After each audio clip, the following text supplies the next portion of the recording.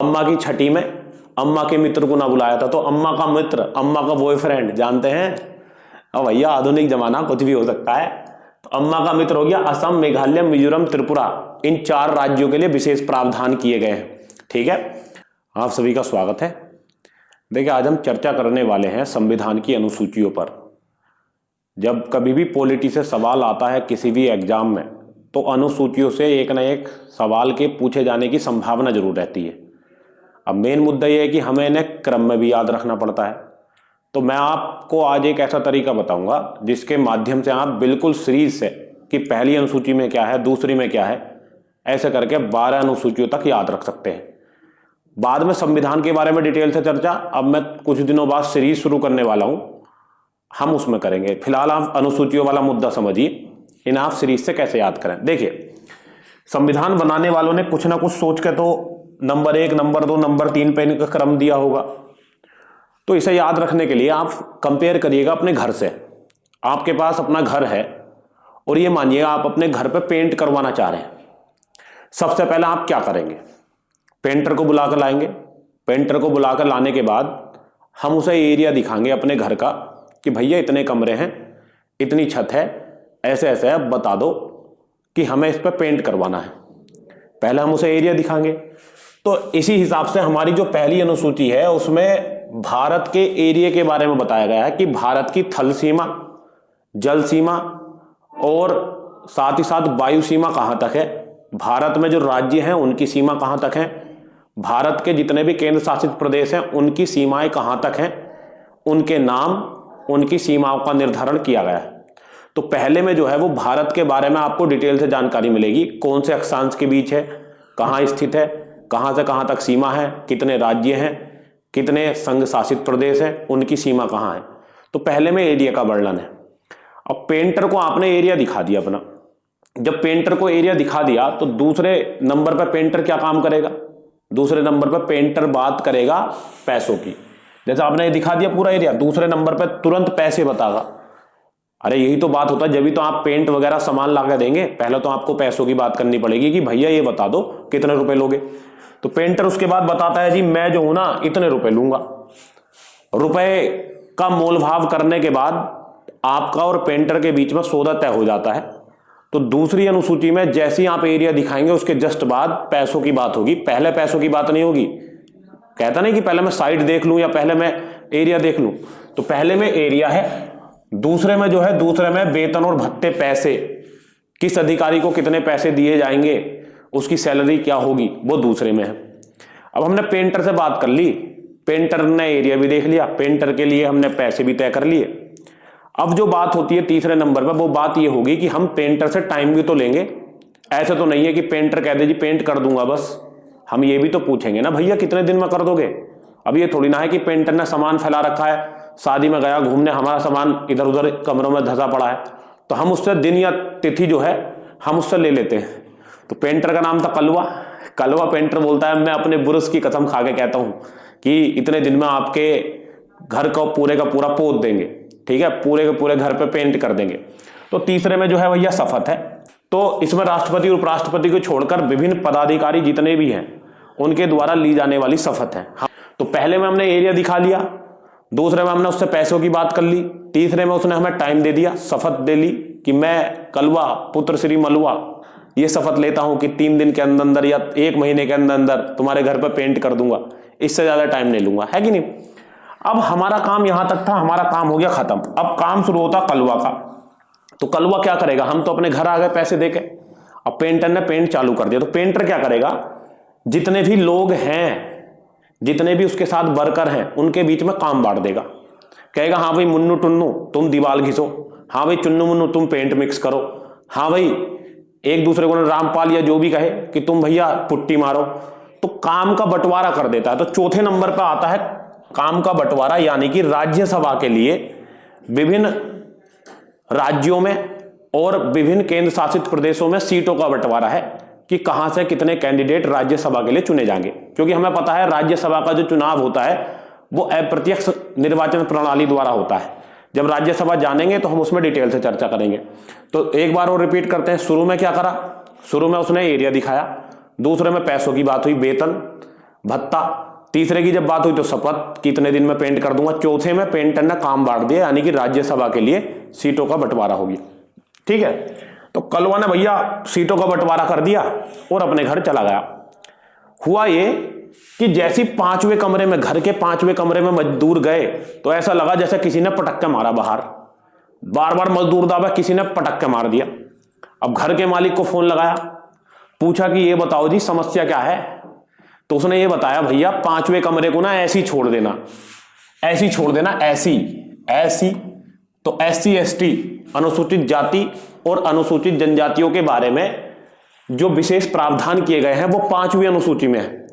विशेष प्रावधान क्या होते हैं इन्हें डिटेल से आगे जानेंगे। तो पांचवें कमरे को ऐसी छोड़ देना, छूना नहीं है। उन्होंने कहा जी क्यों? इसलिए नहीं छोड़ना क्योंकि इसमें हमारी अम्मा की आत्मा हैगी। कि जी अम्मा की आत्मा कैसे? कि अम्मा की छठी में ना, अम्मा की छठी में अम्मा के मित्र को ना बुलाया था, इसलिए अम्मा रूठी बैठी, रूठी हुई है अम्मा। ठीक है, उनका जो भूत है वो इधर उधर घूमता रहता है, किसी को अंदर एंट्री नहीं करने देता। क्यों? क्योंकि अम्मा की छठी में अम्मा के मित्र को ना बुलाया। तो अम्मा के मित्र की अगर हम बात करेंगे तो देख लेंगे। अगर आप अम्मा के मित्र की बात करोगे तो ऐसे असम, मैं से मेघालय, मी से मिजोरम और त्रै से त्रिपुरा। तो अम्मा के मित्र को छठी में नहीं बुलाया। आप ऐसे याद रखिएगा, बस आपको आराम से याद होगा। ठीक है, तो हमने यहां तक कहानी बात कर ली। यहां तक हो गई एक कहानी हमारी कंप्लीट। सबसे पहले हमने घर का एरिया दिखाया, दूसरे नंबर पे क्या, पैसों की बात करी, तीसरे नंबर पे क्या बताइए, शपथ, चौथे पे काम का बंटवारा हो गया, राज्यसभा के लिए सीटों का बंटवारा है। पांचवें कमरे को ऐसी छोड़ देना है, SC ST पांचवें में है। क्यों? अम्मा की छठी में अम्मा के मित्र को ना बुलाया था। तो अम्मा का मित्र, अम्मा का बॉयफ्रेंड, जानते हैं? अब भैया आधुनिक जमाना, कुछ भी हो सकता है। तो अम्मा का मित्र हो गया असम, मेघालय, मिजोरम, त्रिपुरा। इन 4 राज्यों के लिए विशेष प्रावधान किए गए हैं। ठीक है, यहां तक एक कहानी हो गई हमारी पहली वाली कंप्लीट। अब हम दूसरी कहानी को शुरू करते हैं। देश कब विकास करेगा? देश विकास जब करेगा जब केंद्र राज्य सरकारें, केंद्र सरकार और राज्य सरकार मिलकर साथ साथ काम करें। कैसे काम करें जी? साथ साथ काम करें।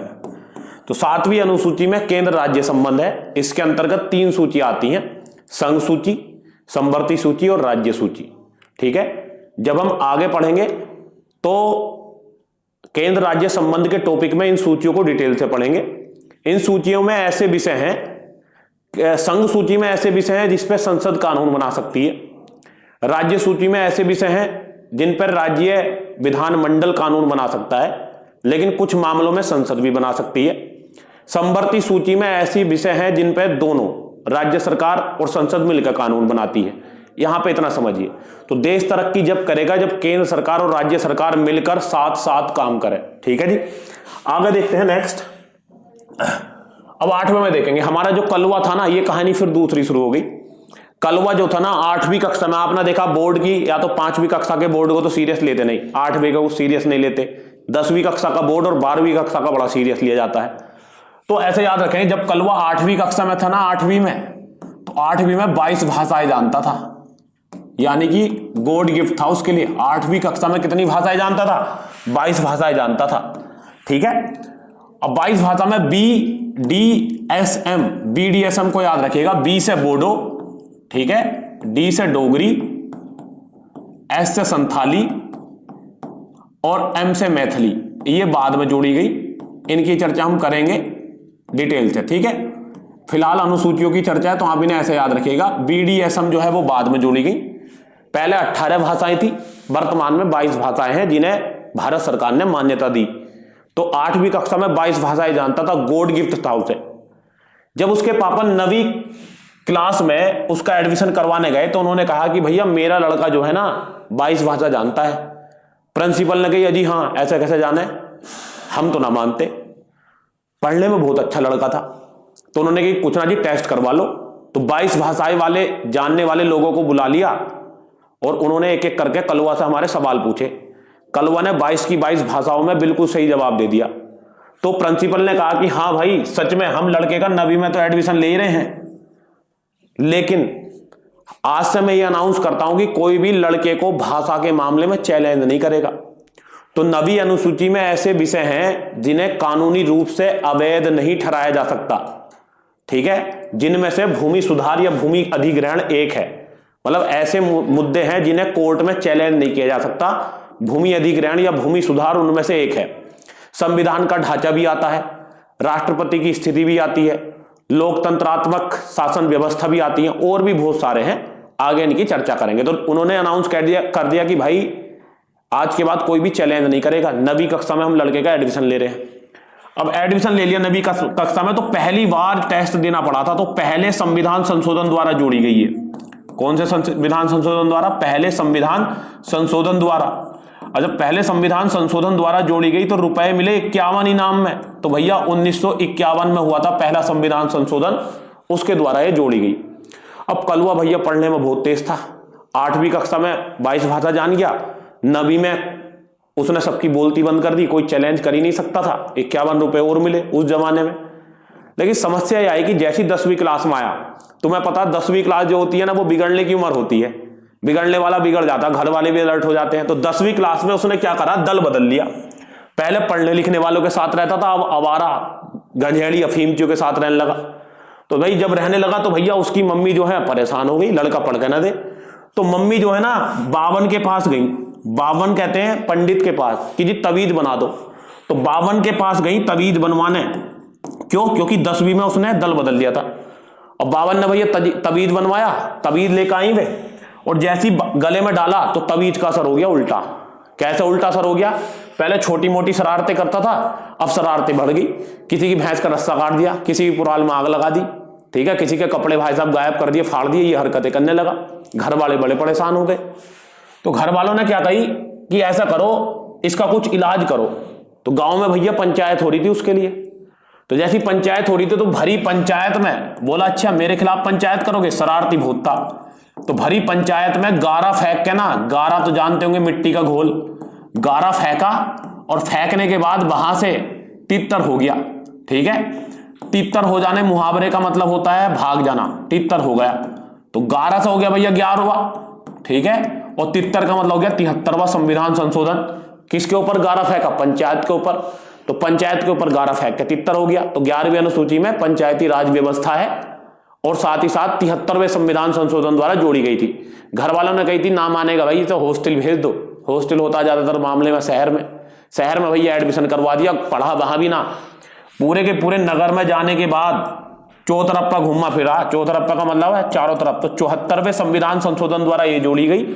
और 12वीं में उसने कॉलेज में एडमिशन ले लिया था, पढ़ा वहां भी ना, शहर में जाकर भी ना पढ़ा, ठीक है।